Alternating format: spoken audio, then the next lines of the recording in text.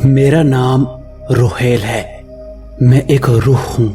پتہ نہیں روحوں کے نام ہوتے ہیں یا نہیں، مگر میرا یہی نام ہے۔ پتہ نہیں میں اچھی روح ہوں یا بد روح، اس کا فیصلہ شاید میں نہیں کر سکتا، یا شاید کوئی نہیں کر سکتا۔ دونوں میں فرق کیا ہے؟ نیک روح جس کے اعمال نیک ہو، بد روح جس کے اعمال برے ہو۔ مگر حالات اور مجبوریوں کے دہارے میں بہتے ہوئے کوئی شخص اگر اچھائی برائی میں تمیز کھو بیٹھے، 2 وقت کی روٹی کئی دنوں کا فاقہ اگر کسی شخص کو گناہوں کی دلدل میں دھکیل دے تو کیا اسے بد روح کہا جائے گا؟ کیا ہر شخص نیک فطرت پر پیدا نہیں ہوتا؟ کیا حالات، واقعات اور مجبوریوں کی بنا پر اعمال کا فیصلہ نہیں کیا جاتا؟ کیا عدالت میں ایک جج صرف جرم دیکھتا ہے، اس کے محرکات نہیں؟ قاتل صرف قتل نہیں ہوتا۔ اگر غیرت میں آ کر غصے کی حالت میں انسان قتل کر دے تو جرم کی نوعیت بدل جاتی ہے، سزا کی نوعیت بدل جاتی ہے۔ تو صرف اعمال کی بنیاد پر کوئی فیصلہ کرنے والا کون؟ اعمال کا محرک بھی تو ہوتا ہے، وجوہات بھی تو ہوتی ہے، مجبوریاں بھی ہوتی ہے، ضرورتیں بھی ہوتی ہے۔ انسان زندہ کیوں ہے؟ پیٹ کا دوزخ بھرنے کے لیے، اور جب یہ جہنم سلگ رہا ہو بھوک کے انگاروں سے، تو کیا حرام حلال، صحیح غلط، اچھے برے کی تمیز باقی رہتی ہے؟ سب کا ایمان ایک جیسا نہیں ہوتا، تو میں یا کوئی شخص کیسے فیصلہ کر سکتا ہے کون سی روح بری ہے اور کون سی روح اچھی؟ میں خون بیچ کر روٹی خرید لایا ہوں۔ اے امیر شہر، بتائیے حلال ہے کہ نہیں؟ میں روحیل، ماں باپ کا اکلوتا بیٹا، ناز و نام میں پلا ہوا، جس نے کبھی ہل کر پانی بھی نہیں پیا۔ باپ کی دولت پر بس عیاشی، نوکر چاکر، گاڑیاں، لگژریز۔ 19 سال گزر گئے، زندگی حسیناؤں، شراب و شباب میں مست گزر رہی تھی۔ 21ویں سال پلین حادثے میں امی ابو کو کھو دیا۔ میں نے نہ کبھی بزنس سے غرض رکھی، نہ جائیداد سے۔ گھر میں پیسہ بے انتہا تھا، میری ضرورت سے بہت زیادہ مجھے مل جاتا تھا۔ کب چچا لوگ ہمدرد بن کر آئے، کب میرے گھر، میرے ڈیڈی کے بزنس اور ہر چیز پر قابض ہو گئے۔ پتہ لگنے، عقل آنے تک بہت دیر ہو چکی تھی۔ مصلحت پسندی تھی نہیں، لڑ پڑا۔ چچا نے اپنے دونوں بیٹوں کی مدد سے دھکے دے کر مجھے اپنے ہی گھر سے بے گھر کر دیا۔ میں خالی ہاتھ تھا۔ میرے حالات جان کر سب دوست غائب ہو گئے، ساری حسینائیں مصروف ہو گئی۔ شراب کی ایک ایک بوند، شباب کے ایک ایک قطرے کو ترس گیا۔ کیس کرتا تو کیسے، کورٹ جاتا تو کیسے؟ یہاں تو انصاف خریدا جاتا ہے، اور میرے پاس روٹی کے پیسے نہیں تھے، پھر انصاف کیسے خریدتا؟ قانون صرف کوٹھی کی رقاصہ ہے جو نوٹ نچھاور ہونے پر ناچتی ہے بس، اور میرے پاس وہی نہیں تھے۔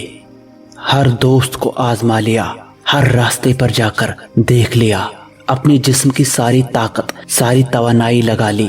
میں فٹ پاتھ پر تھا، فٹ پاتھ پر ہی رہا۔ 1 دن 2 دن، کب تک بھوک برداشت کرتا؟ گلشن ڈسکو بیکری کے پاس کچرا کنڈی سے گلے سڑے پھل کھائے، سرکاری نل سے پانی پیا، پیٹ کی کچھ آگ بجھی۔ کام کوئی آتا نہیں تھا۔ رات ہوئی، پاس کے ایک پارک میں لیٹ گیا۔ 12 بجے پارک بند ہونا تھا۔ چوکیدار نے گالیاں دے کر بھگا دیا۔ ڈسکو بیکری کی پچھلی طرف نیو دھوراجی چوک پر ایک طرف فٹ پاتھ پر سو گیا۔ آنکھ کھلی تو کئی ارد گرد کتوں کو سویا ہوا پایا۔ کبھی غلاظت یا گندا کھانا کھایا نہیں تھا، پیٹ خراب ہو چکا تھا، دوا کے پیسے نہیں تھے، کہاں سے لیتا؟ بری طرح نڈال ہو چکا تھا۔ فٹ پاتھ پر دھوپ میں پڑا آنے جانے والوں کو حسرت سے دیکھ رہا تھا۔ 3 دن گزر گئے، نہ قحط، کمزوری اور بھوک سے نیم جان ہو گیا۔ چند گھنٹوں کا مہمان تھا میں۔ موت میرے سر پر منڈلا رہی تھی۔ میری تو لاش بھی کوئی دفن نہ کرتا، یا شاید مردہ جسم کی بدبو اور تعفن سے تنگ آ کر لوگ عیدی والوں کو بلوا لیتے۔ میرا سانس اکڑ رہا تھا، شاید وقت آ گیا تھا۔ جانے کب موت کا فرشتہ آیا اور میری روح قبض کر لی۔ میں اندھیروں میں ڈوبتا چلا گیا۔ مجھے محسوس ہوا جیسے علیزہ میری محبت، میری چاہت، میرے پیار کا ہر وقت دم بھرنے والی، ساتھ جینے مرنے کے وعدے کرنے والی، آخری سانس تک ساتھ نبھانے کی قسمیں کھانے والی علیزہ میرے پاس ہے، میرے سامنے ہے۔ میری آنکھیں بند تھی، ہر طرف اندھیرا کیوں ہے؟ میں مر چکا ہوں کیا؟ مگر قبر میں علیزہ کیسے آ سکتی؟ نہیں، میں مرا نہیں ہوں۔ میرے حواس بحال ہو رہے تھے، نہ قحط اور بھوک سے شاید بے ہوش ہو گیا تھا میں نے آنکھیں کھولنے کی کوشش کی مگر ناکام رہا۔ پلکوں کی درد سے کوئی عمر رسیدہ چہرہ نظر آیا، جھاڑ چنکار بال، سرخ آنکھیں۔ میں فٹ پاتھ پر بے بسی کی تصویر بنا پڑا تھا۔ وہ شخص جو کوئی بھی تھا میرے حلق میں پانی کے قطرے ڈال رہا تھا، شاید پانی پلا رہا تھا۔ 3 دن سے کسی نے نظر اٹھا کر نہیں دیکھا تھا مجھے۔ دنیا کا بے حس لوگوں کا بھیانک چہرہ دیکھا تھا میں نے۔ یہ کون ہے؟ کوئی فرشتہ جسے مجھ سے گن نہیں آ رہی، بدبو نہیں آ رہی۔ مگر فرشتے ایسے نہیں ہوتے، پھر کیسے ہوتے ہیں؟ میں نے فرشتے کب دیکھے؟ شاید فرشتہ ہی ہو۔ یہ آخری خیال تھا جو دماغ میں آیا۔ اس کے بعد میرا ذہن پھر اندھیروں میں ڈوب گیا، میرے حواس بیدار ہونے لگے۔ میں نے آنکھیں کھولی، وہی چہرہ سامنے تھا۔ کوئی فقیر تھا، وہ سیاہ جبہ پہنے جس میں جگہ جگہ پیوند لگے تھے، گلے میں رنگ برنگی مالائیں۔ اس کا کشکول ایک طرف زمین پر پڑا تھا۔ اٹھ جا بچہ، گرتے کو کوئی نہیں اٹھانے آئے گا، خود اٹھنا پڑتا ہے۔ حق ہو، حق ہو۔ یہ شاید اس کا تقیہ کلام تھا۔ میں نے اٹھنے کی ہمت کی مگر جسم میں توانائی نہیں تھی۔ فقیر نے مجھے سہارا دیا اور دیوار سے نیم دراز کر کے بٹھا دیا۔ اس کے ہاتھ میں گندی سی پانی کی بوتل تھی مگر پانی صاف لگ رہا تھا۔ بوتل اس نے میرے منہ سے لگا لی۔ میں بے صبری سے پانی پینے لگا۔ چند گھونٹ بھرے، اس نے بوتل ہٹا لی۔ کب سے بھوکا ہے بچہ؟ میں نے جواب دینے کی کوشش کی، حلق سے آواز نہیں نکلی۔ میں نے انگلیوں سے 3 کا اشارہ کیا۔ فقیر نے متناسب نظروں سے مجھے دیکھا، اپنے چولے کی بڑی سی جیب میں ہاتھ ڈالا اور ایک تھیلی نکال لی۔ تھیلی چاولوں سے بھری تھی۔ اس نے وہ میرے سامنے رکھ دی۔ میں نے زمین پر پڑی تھیلی کھولی، چاول کھانا شروع کر دیے۔ جیسے جیسے پیٹ کا دوزخ بھرا، طاقت بحال ہونا شروع ہوئی۔ میں سر جھکائے کھاتا رہا جب تک سارے چاول ختم نہیں ہو گئے۔ یہ اڈا دینو استاد کا ہے، تمہاری بات کروں بچہ؟ فقیر کی آواز ابھری۔ کون سا اڈا بابا؟ کس چیز کا اڈا؟ بھیک کا۔ اس علاقے کا ٹھیکہ دینو کے پاس ہے، جو ملے آدھا اس کو دینا پڑتا ہے، فقیر نے کہا۔ میں نے حیرانگی سے اسے دیکھا۔ بھیک کے علاقے بھی بٹے ہوتے ہیں؟ دل نہیں مانا۔ نہیں بابا، تم نے جو کیا بدلہ نہیں چکا سکتا، جا مر پھر۔ حق ہو، حق ہو۔ فقیر غصے سے اٹھ کر چلا گیا۔ میں نے اسے روکنے کی کوشش کی مگر وہ نہیں رکا۔ شام ہونے والی تھی، سمجھ نہیں آ رہی تھی کیا ہوگا آگے۔ مجھے یاد آیا میں نیو دہراجی چوک پر سائمہ فلیٹس کے کونے پر پڑا ہوا تھا۔ یہاں یاور رہتا ہے۔ میں اس کے پاس آیا تھا ایک بار۔ میرے پیسوں پر عیاشی کرتا رہا ہے ہمیشہ۔ میں نے ہمت سمیٹی اور اٹھ کر گیٹ سے اندر داخل ہو گیا۔ مشکل سے 3ری منزل پر پہنچ کر اس کا دروازہ بجایا۔ یاور کی شکل نظر آئی مگر چہرے پر اجنبیت۔ یقیناً اسے بھی میرے حال کی خبر ہو چکی تھی۔ باہر نکلا تو اس نے ناک پر ہاتھ رکھ دیا۔ کیا خلیہ بنایا ہوا ہے؟ بھیک مانگنے لگا ہے کیا؟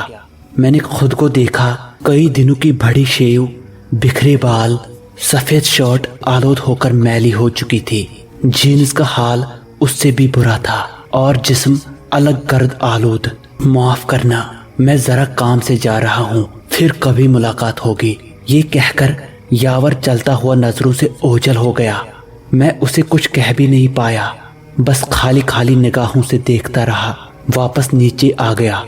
مغرب ہونے لگی تھی، بھوک ستا رہی تھی۔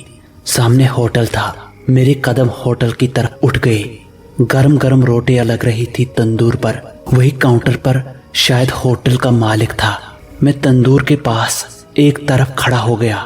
کچھ دیر بعد مالک نے حقارت سے آواز لگائی، क्यों खड़ा है इधर? ये खैराती होटल नहीं है। रोटी लगाने वाले के दिल में जाने क्या आई, अधजली रोटी उठा ली। ये दे दो उस्ताद, दे दे। हट्टे कट्टे साले काम काज नहीं करते, भीख मांगने आ जाते हैं। मालिक ने हकारत से कहा। मैंने रोटी थाम ली। भिखारी नहीं हूं मैं, कोई काम है तो दे दो, मैंने आजिज़ी से कहा। मालिक ने नजर उठाकर देखा। इस हुलिये में काम दूं तुझे, कल से आ जाना नहा धोकर। 100 रुपये रोज, 3000 महीना, 3 वक्त की रोटी, मगर हुलिया ठीक करके आना। इसको एक रोटी और सालन दे दे। शायद तरस आ गया था उसे, या शायद 100 रुपये रोज और 3000 महीना काफी सस्ता सौदा था। मुझे ख्याल आया कि मेरा क्यूबा के सिगार्स का बॉक्स जो इम्पोर्टेड होता था, ऐसे कई महीनों की तनख्वाह के बराबर था, जिसे 10 दिन में खत्म कर देता था मैं। खैर, मैंने रोटी सालन ले लिया। कुछ दूर जाकर फुटपाथ पर बैठकर खा लिया। रुहेल भाई, मुझे लगा मेरा वहम है। मुझे कौन जानता है किसने पुकारा है मुझे, फुटपाथ पर बैठे जमीन पर खाना खाते। रुहेल भाई, मैंने नजरें उठाई। मेरी ही उम्र का एक लड़का था। चेहरा कुछ आशना सा लग रहा था। मैं पहचाना नहीं उसे। मैं आसिफ हूँ, मगर आप यहाँ इस हुलिये में। उसके चेहरे पर हैरत थी। मुझे याद आ गया, मैं होटल से दोस्तों के साथ निकल रहा था। ये फुटपाथ पर बैठा था। मैं बहुत सख्त दिल था, मगर उसकी भीगी आंखों ने उस दिन कदम रोक दिए। सबको गाड़ी में बैठने का कहा। उसके पास चला गया। क्या बात है? अम्मी बीमार है बहुत। उसका गला रंध गया था। मेरी जेब में शायद 10-15 हजार या उससे ज्यादा थे। जाने क्या दिल में आया, गिने बगैर निकालकर उसकी तरफ बढ़ा दिए। कर्ज नहीं है ये, रख लो। हैरत उसके चेहरे पर मुंजमद थी। आप कौन है भाई? ये पैसे? रुहेल हूं मैं। जाओ अब माँ की दवा लो। मैं आगे बढ़ गया। आज इतने बरसों के बाद वो सामने था। आप इस हालत में, क्या हुआ है? मैंने आपको बहुत तलाश किया। सुनो, मैंने बात काट दी। वक्त वक्त की बात है। मुझे कपड़ों के एक जोड़े की जरूरत है। पुराने कपड़े बस कर सकते हो? मैंने उसकी आंखों में देखा। मैं खाना खा चुका था। उठकर उसके सामने खड़ा था। आए, मेरे साथ चले। वो सामने फ्लैट्स में मेरा घर है। मैं चुपचाप चल पड़ा। घर पहुंचकर उसने अपने घर वालों को मेरा बताया। माँ जी ने बलाएं ली। छोटी सी गुड़िया जैसी बहन थी उसकी। किसी को घिन नहीं आई मुझसे। उसने मुझे साफ सुथरे कपड़े दिए। मैंने वॉशरूम में नहाकर तब्दील किए, शेव की और वापस आ गया। बहुत इसरार रुकने का किया उसने। शायद कहीं मुलाजिम था अब वो। चंद हजार रुपए देने की कोशिश की। रात रुकने का कहा, दिल नहीं माना। मुझे लगा एहसान का बदला है। चला आया फिर आने के वादे पर। रात इधर उधर गुजारी। सुबह होटल पर पहुंच गया। मालिक देखकर हैरान हुआ। मुझे काम पर लगा दिया। चाय खाना सर्व करता था, गंदी मेजें साफ करता था। सफाई और झाड़ू भी मेरे जिम्मे था। मगर 100 रुपये रोज 3 वक्त रोटी मिल जाती थी। रात को पीछे गोदाम में सो जाता था, जहां आटा और दीगर सामान स्टोर किया जाता था। चूहे थे, कॉकरोच थे, क्या करता। इसी हालत में हफ्ता गुजर गया। उस दिन 3 लड़के होटल में आए। हुलिये से अमीर कबीर बापों की औलादे लग रहे थे। चाय सर्व की। चंद मिनट बाद आवाज दी उनमें से एक ने। करीब आया तो चाय का कप मुझ पर फेंक दिया। गालियां देने लगे, ये चाय है सर, बाकी लोगों को भी सर्व की है, किसी ने शिकायत नहीं की। तीनों उठ गए। थप्पड़े, मुक्के, लाते, कपड़े फाड़ दिए, लहूलुहान कर दिया। सब तमाशा देखते रहे। सुअर का बच्चा हमसे जबान लड़ाता है।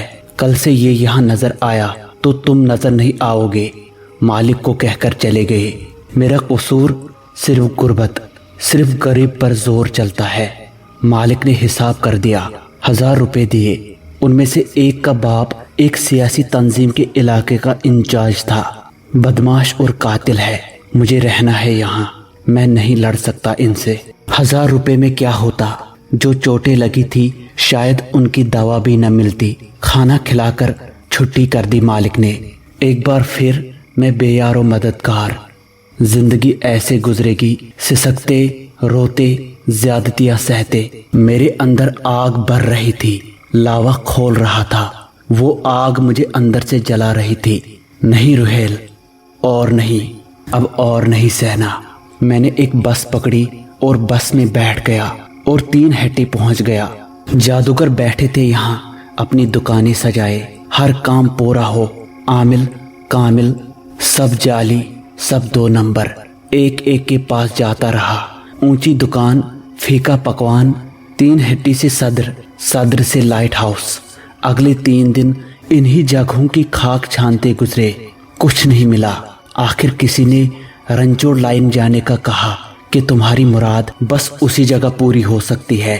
پوچھتے پچھاتے میں وہاں پہنچ گیا۔ یہاں کوئی آستانہ نہیں تھا، بس ایک ویران سا گھر تھا۔ دل میں خیال آیا کہ آنا بیکار ہوا، پھر بھی تسلی کے لیے دروازہ بجا دیا۔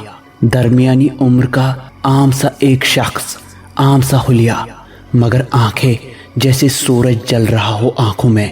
چند لمحے کیا، ایک لمحہ بھی نظر ملانا مشکل تھا۔ دل نے کہا یہی منزل ہے۔ کس لیے آئے ہو؟ خدمت کے لیے۔ ہاتھ تھام لے، عاجزی سے کہا۔ مجھے ضرورت نہیں ہے خدمت کی، جھٹک دیا۔ چند قطرے بس سمندر میں سے میری آنکھیں بھیگ گئی۔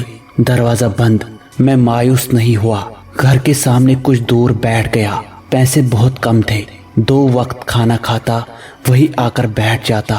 ہر روز آتے جاتے دیکھتا تھا وہ۔ میں نے بھی اس دن کے بعد سوال نہیں کیا۔ چھٹے دن رات 9 بجے دروازہ کھلا۔ اندر آ جا۔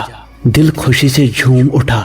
2 کمروں کا مکان، چھوٹا سا صحن، ایک کمرے پر تالا لگا ہوا، صحن میں چارپائی اور 2 کرسیاں۔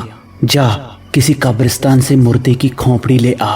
اس وقت، ہاں اس وقت، اسی وقت۔ کامیاب ہو جائے تو لوٹ آنا، ورنہ شکل مت دکھانا اپنی۔ چاروں ناچار نکلا وہاں سے، مگر کہاں سے لاؤں، کیسے؟ کسی نے دیکھ لیا تو سوچ کر ہی سہم سا گیا۔ پھر اس وقت قبرستان، مردے کی کھوپڑی، قبر کھودنی پڑے گی، پھر کھوپڑی لے کر واپس۔ یہ تو بڑا ہی خطرناک کام ہے۔ زندگی میں خطرہ مول نہیں لوگے تو جیو گے کیسے؟ لوگ ایسے ہی کچلتے رہیں گے۔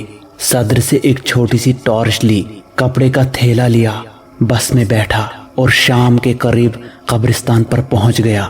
ہر طرف ہو کا عالم، خوف زدہ کر دینے والا سناٹا۔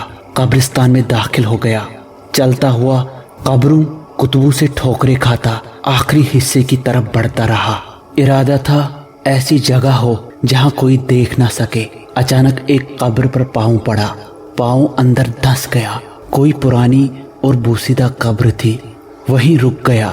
دائیں بائیں دیکھا، ہاتھوں سے مٹی ہٹانا شروع کی۔ قبر ویسے ہی دھسی ہوئی تھی۔ دل تیزی سے دھڑک رہا تھا، ہاتھ کسی سخت چیز سے ٹکرائے، جلدی جلدی مٹی ہٹائی۔ تابوت کسی زمانے میں دفنایا ہوا، مگر اب جگہ جگہ سے کیڑوں سے کھایا ہوا۔ میں نے ٹارچ جلا لی، خوف و وحشت سے رونگٹے کھڑے ہو گئے۔ ایک انسانی ڈھانچہ، نہ جانے کتنا سال خوردہ، دل کو سخت کیا۔ کھوپڑی اٹھا کر تھیلے میں ڈال دی اور بھاگ کھڑا ہوا۔ میں نے قبرستان سے باہر آ کر دم لیا، جسم پسینے پسینے ہو چکا تھا۔ روڈ پار کر کے کالج کی طرف چلا گیا، ایک طرف بیٹھ کر سانسیں بحال کی اور بس پکڑ کر واپس رنچوڑ لائن پہنچ گیا۔ دروازہ بجایا، اندر داخل ہو کر تھیلا اس کی طرف بڑھا دیا۔ اس کے چہرے پر مسکراہٹ آ گئی۔ بس یہی دیکھنا تھا۔ ادھر کونے میں رکھ دے اسے اور سو جا چارپائی پر، صبح بات ہوگی۔ یہ شخص رتن سائیں تھا، تاریخ کا سب سے بڑا عامل۔ اس کے نام کے بنا سفلی اور کالے جادو کی تاریخ مکمل نہیں ہوتی۔ میں اس رتن سائیں کے گھر میں تھا۔ میں نے کھوپڑی والا تھیلا کونے میں رکھ دیا۔ رتن سائیں اندر کمرے میں جا چکا تھا۔ میں چارپائی پر لیٹ گیا۔ بہت دیر کے بعد نیند آئی۔ صبح اذانوں سے آنکھ کھل گئی۔ مسجد شاید قریب تھی۔ کچھ دیر میں رتن سائیں کمرے سے برآمد ہوا۔ کچھ بنانا آتا ہے؟ کھانا، روٹی، چائے؟ نہیں سائیں، پر میں سیکھ لوں گا جلدی۔ میرے دن رات رتن سائیں کی خدمت میں گزرنے لگے۔ روٹی پکانے سے سالن اور چائے تک سب سیکھ لیا۔ صفائی سے جھاڑو تک سب کرنے لگا۔ اس کا سختی سے حکم تھا کہ وہ تالے والا کمرہ کھلا بھی ہو تو اس میں قدم نہ رکھو۔ رتن سائیں کا آستانہ بھی تھا کوئی، مگر مجھے وہ لے کر نہیں گیا کبھی۔ رات کو وہ کچھ گھنٹوں کے لیے تالے والے کمرے میں جاتا تھا، پھر نکل کر دوسرے کمرے میں سو جاتا تھا۔ مہینہ گزر چکا تھا، میرے بال کندھوں تک لمبے ہو گئے تھے اور داڑھی بھی بہت بڑھ گئی تھی، مگر میں نے حلیہ تبدیل نہیں کیا۔ ایک دن سائیں کا موڈ اچھا تھا، پوچھنے لگا کہ کیوں کرنا ہے تجھے سفلی؟ شکتی چاہیے، دولت چاہیے یا کچھ اور؟ سب کچھ چاہیے، جب لینا ہے تو تھوڑا کیوں سائیں؟ میں نے عاجزی سے کہا، سب کچھ کے لیے تو کئی جنم بھی کم ہے۔ تو نے کسی سے بدلہ لینا ہے یا بس طاقت چاہیے؟ ابھی نہیں۔ رتن سائیں نے ہاتھ اٹھایا۔ سوچ کر صبح جواب دے دینا۔ ٹھیک ہے سائیں، جو حکم، میں نے کہا۔ رات سوچتی گزری۔ چچا سے بدلہ لینا ہے، جنہوں نے مجھے ذلیل کیا انہیں جواب دینا ہے، مگر یہ تو کم ہے۔ اس کے بعد نہیں، سمندر کے پاس آ کر بھی پیاس نہ بجھے تو فائدہ کیا؟ زندگی رتن سائیں کے قدموں میں گزارنی ہے۔ فیصلہ کر لیا، مطمئن ہو کر سو گیا۔ اگلے دن صبح سائیں نے پھر سوال کیا، سائیں سفلی چاہیے، نہ پیسہ، نہ بدلہ، نہ انتقام۔ میں نے سوچ کر کہا، زندگی گزر جائے گی اس میں۔ سائیں نے ڈرایا۔ تیار ہوں سائیں، میں نے حوصلے سے کہا۔ دن گزر گیا، کوئی بات نہیں ہوئی مزید۔ رات کو سائیں تالے والے کمرے میں جانے لگا۔ جا، ناپاک ہو کر آ جا۔ سائیں مجھ سے مخاطب ہو گیا۔ میرے ذہن میں شدید تجسس تھا، اس کمرے میں کیا ہے، مگر میں سائیں کے حکم کی خلاف ورزی کا سوچ بھی نہیں سکتا تھا۔ ناپاک کیسے سائیں؟ میں نے پوچھا۔ باتھ روم جا، ناپاک ہو جا۔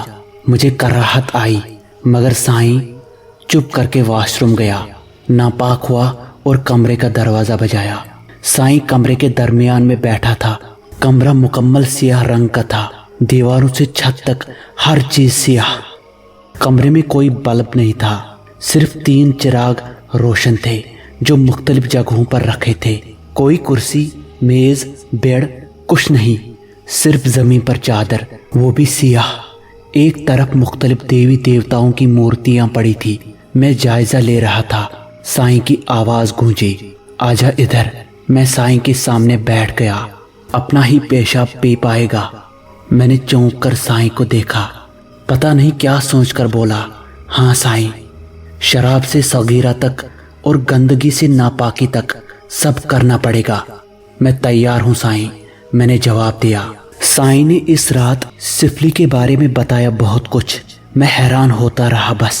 آخر سائیں نے کہا، اب جا، کل میں بتاؤں گا کیا کرنا ہے۔ میں واپس چارپائی پر آ کر لیٹ گیا۔ بہت دیر تک رتن سائیں کی باتوں کو سوچتا رہا، کیا میں اتنی گندگی کر پاؤں گا؟ مجھے فٹ پاتھ کا وقت یاد آ گیا، لیکن اپنا ہی پیشاب پینا کیسے ہوگا؟ شراب اور شباب کا تو میں رسیا تھا، مگر باقی سب، انہی سوچوں میں نیند آ گئی۔ پورا دن میرے دماغ سے رتن سائیں کی باتیں نکل نہیں سکی۔ کالی دیوی، گنیش، بہرو اور پتہ نہیں کیا کچھ دماغ میں چلتا رہا۔ سائیں دن بھر غائب رہا۔ رات کو رتن سائیں نے کمرے میں بلایا۔ میں پچھلی رات کا ہی ناپاک تھا، اس لیے بلا جھجک کمرے میں چلا گیا اور رتن سائیں کے سامنے بیٹھ گیا۔ غور سے سن اور یاد رکھنا، سائیں نے کہا، سفلی کے لیے دھونی بہت اہم ہے، اور دھوپ، جو ایک خاص قسم کی دھونی ہے، تقریباً ہر سفلی عمل میں استعمال کی جاتی ہے۔ دھوپ کی دھونی کا مرکب گھگر، کوڑیاں، لوبان، آساپوری، ہرمل اور گورو چند کی آمیزن سے تیار کیا جاتا ہے۔ دھوپ کی دھونی تیار کرنے کے لیے مذکورہ بوٹیوں اور گورو چند کا اصلی ہونا بھی ضروری شرط ہے۔ یہ گورو چند کیا ہے سائیں؟ میں نے سوال کیا۔ سائیں کی آنکھیں شعلے اگلنے لگی۔ آئندہ میری بات مت کاٹنا۔ میں نے سائیں کے پیروں کو ہاتھ لگا کر معافی مانگی۔ بہت مشکل سے سائیں کا پارا نیچے آیا۔ گورو چند کپلا گائے کے پتے میں پائے جانے والے زہر میں پرورش پاتا ہے۔ سائیں بولنا شروع ہوا۔ کپلا گائے 8 دانت والی اس بوڑھی گائے کو کہا جاتا ہے جو عمر کی آخری حد پر ہو۔ دانت کی حامل ہر بوڑھی گائے کپلا نہیں ہوتی۔ اوسطاً 50 से 70 गायों में से कोई एक किबला गाय ही अपने पते के अंदर गोरोचंद पालती है। गोरोचंद की अहमियत से वाकिफ कसाब गाय का पेट चीर कर सबसे पहले पते को टनोल कर गोरोचंद की मौजूदगी का पता लगाता है। अगर पते में गोरोचंद मौजूद हो तो टनोलने पर पते के अंदर तिल्ली या लड्डू नुमा सा महसूस होता है। कसाब इस खास पते को चीर लगाकर फौरी तौर पर पानी की धार में डबो देता है। पते के जहर को पानी में बह जाने के बाद कसाब गोरोचंद को फुर्ती से मुंह में बंद कर लेता है। चंद लम्हों तक बंद रहकर मुंह की गर्मी से गोरोचंद बर्फ की सख्त तिल्ली जैसी हालत में आ जाता है, जबकि पते से निकलते वक्त गोरोचंद किसी बलबले की तरह नाजुक होता है। गोरोचंद की 2 अक़साम है, एक किस्म गहरे खतई रंगत की और दूसरी हल्की भूरी रंगत की होती है। गोरोचंद का हसूल कसाब की चाबुक दस्ती पर मुनहसर होता है। चंद लम्हों की ताख़ीर से गोरोचंद ज़ाया हो जाता है। गहरे खतई रंग का गोरोचंद पते से निकालकर फौरी तौर पर मुंह में न रखा जाए तो फौरी तौर पर तहलील हो जाता है, जबकि हल्की भूरी रंगत का गोरोचंद फौरी तौर पर मुंह में न रखने से पत्थर की मानंद सख्त होकर अपना असर खोकर बेकार हो जाता है। साईं इल्म के दरिया बहा रहा था और मैं हैरानगी से सुन रहा था। मेरा हाथ थाम ले, आंखें बंद कर ले, जब तक मैं न बोलूं आंखें ना खोलना। साईं ने हुक्म दिया। मैंने साईं का हाथ थामकर आंखें बंद कर ली। चंद लम्हों बाद महसूस हुआ जैसे हवा में तैर रहा हूं। शायद 1 मिनट गुजरा होगा। आंखें खोल ले, साईं की आवाज आई। मैंने आंखें खोल दी। शदीद हैरत और खौफ से मेरे रोंगटे खड़े हो गए। मैं जमीन से शायद सैकड़ों फीट ऊपर किसी पहाड़ की चोटी पर था। मैंने साईं की तरफ देखा। रतन साईं मुझे देखकर मुस्कुरा रहा था। मैं हैरानगी से साईं को देख रहा था। मेरी नजर अपने बदन पर पड़ी। जिस्म कहाँ था मेरा? ये तो रूह थी। ये कैसे मुमकिन है? मैं ख्वाब देख रहा हूँ शायद। मैंने सर झटका। तुम्हारी रूह ही है ये। साईं की आवाज से मुझे शौक लगा। साईं, रूह कैसे? मतलब मैं तो जिंदा हूँ। मैंने अटक अटक कर सवाल किया। हाँ, रूह का जिस्म से निकालना तो मुराकबा से भी मुमकिन है। ये तो फिर भी सिफली है। साईं मुस्कुराया। मगर कैसे साईं? मेरी हैरत दूर नहीं हो रही थी। चिल्ला काटना पड़ता है इसका। साईं ने मुख्तसर जवाब दिया। साईं, मुझे भी काटना है ये चिल्ला। मैंने उम्मीद भरी नजरों से साईं को देखा। अभी नहीं, पहले मसान का चिल्ला। साईं ने हतमी जवाब दिया। मगर साईं, मसान तो दुश्मन की तबाही बर्बादी का है। मैंने सवाल उठाया। साईं ने जलती हुई आंखों से मुझे देखा। माफी साईं, मैंने हाथ जोड़ दिए। यहाँ एक गार है, मुझे चिल्ला काटना है, तो भी साथ काटेगा वो चिल्ला। ठीक है साईं, जो हुक्म। एक सवाल पूछ लूं? मैंने डरते डरते कहा। साईं ने सवालिया नजरों से मुझे देखा। साईं, सिर्फ रूह से यहाँ तक आ सकते हैं या जिस्म भी आ सकता है? जिस्म भी आ सकता है, साईं ने जवाब दिया। साईं ने मेरा हाथ थामा और मैंने आंखें बंद कर ली। कुछ देर में साईं की आवाज आई। आंखें खोल ले। मैंने आंखें खोली तो हम वापस उसी कमरे में थे। कल से 40 दिन तक वही रहना है, साईं ने हुक्म जारी किया। मैं क्या जवाब देता? ठीक है साईं। अगले दिन साईं दिन भर गायब रहा। रात में आया तो हाथ में 2 थैले थे। कल पूरन माशी की रात है। आज रात को हम वहां चलेंगे। कल से अमल शुरू होगा। साईं कहता हुआ कमरे में चला गया। पूरन माशी यानी पूरा चांद।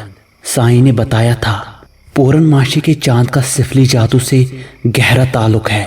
पूरे चांद यानी पूरन माशी के चांद की एक नायाब किस्म है। अमूमी चांद से 14% ज्यादा बड़ा और 30% ज्यादा रोशन होता है। पूरन माशी का चांद महीने में 1 बार देखा जाता है, जबकि सुपर मून पूरे साल में सिर्फ चंद मौक़ों पर ही नजर आता है। सुपर मून के लिए वक्त का सही होना जरूरी है। मैंने पढ़ा था कि हमारा चांद जमीन का मुकम्मल एक चक्कर 27.32 दिनों में मुकम्मल करता है। इस चक्कर के दौरान चांद 2 पॉइंट से गुजरता है। उन्हें पेरिजी और एपोजी कहा जाता है। एपोजी पॉइंट जमीन से 2,52,000 मील की मुसाफत पर है, जबकि पेरिजी 2,24,000 میل دور ہے، یعنی پیریجی اپوجی کے مقابلے میں زمین سے 30,000 میل قریب ہے۔ سپر مون اس وقت نظر آتا ہے جب زمین، سورج اور چاند پیریجی سائڈ سے ایک لائن میں ہو۔ جب پورا چاند اور پیریجی بیک وقت ساتھ آتے ہیں تو ہی سپر مون واقع ہوتا ہے۔ ایسا بہت کم ہوتا ہے کیونکہ زمین سورج کے گرد بھی گھومتی ہے، جبکہ چاند کی زمین سے گرد گھومنے کی رفتار اور سمت ایک نہیں رہ پاتی۔ اس طرح پورا چاند مسلسل ایک نہیں رہ پاتا۔ پورنماشی کے چاند یعنی فل مون اور سپر مون میں فرق کرنا مشکل ہے۔ اگر کوئی سپر مون دیکھنا چاہے تو اس کا صحیح وقت ہے کہ جب وہ زمین کے قریب افق کے پاس ہو۔ کل پورنماشی کی رات تھی۔ مجھے تجسس تھا سائیں ایسا کون سا عمل کرنے جا رہا ہے، مگر میں سائیں سے سوال نہیں کر سکتا تھا۔ میں صحن میں چارپائی پر لیٹا تھا، شاید نیم غنودگی میں۔ دروازہ کھلا، سائیں کمرے سے نکلا۔ اس کے ہاتھ میں وہی تھیلے تھے، مگر ایک چھوٹا سا مرتبان بھی تھا جس میں سرخ رنگ کا سیال تھا۔ وہ مرتبان سائیں نے مجھے تھما دیا۔ چلے، سائیں نے حکم دیا۔ میں نے سائیں کا ہاتھ تھام لیا اور آنکھیں بند کر لی۔ مجھے اپنا جسم ہوا میں تیرتا ہوا محسوس ہوا، مگر یہ پچھلی بار سے مختلف تھا۔ تب مجھے ہلکے پن کا احساس ہو رہا تھا جو اس بار نہیں تھا۔ کچھ ہی دیر میں سائیں کی آواز گونجی، کھول لے آنکھیں۔ میں نے آنکھیں کھول دیے۔ یہ کوئی کارنما تھا، مگر اس کا دہانہ کہاں ہے؟ ہم کہاں سے اندر داخل ہوئے؟ غار میں ہلکا پھلکا اندھیرا تھا، مگر نظر سب کچھ آ رہا تھا۔ یہ 30-40 فٹ لمبا اور اتنا ہی چوڑا غار تھا۔ اس کی چھت بھی تقریباً اتنی ہی اونچی تھی۔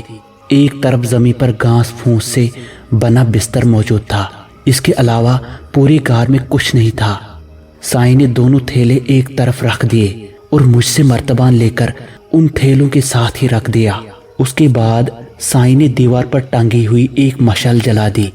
غار میں روشنی پھیل گئی۔ بس اب سو جا یہاں، میں کل آؤں گا، باہر مت جانا۔ یہ سب کہنے کے بعد سائیں چلتا ہوا ایک طرف سے غائب ہو گیا۔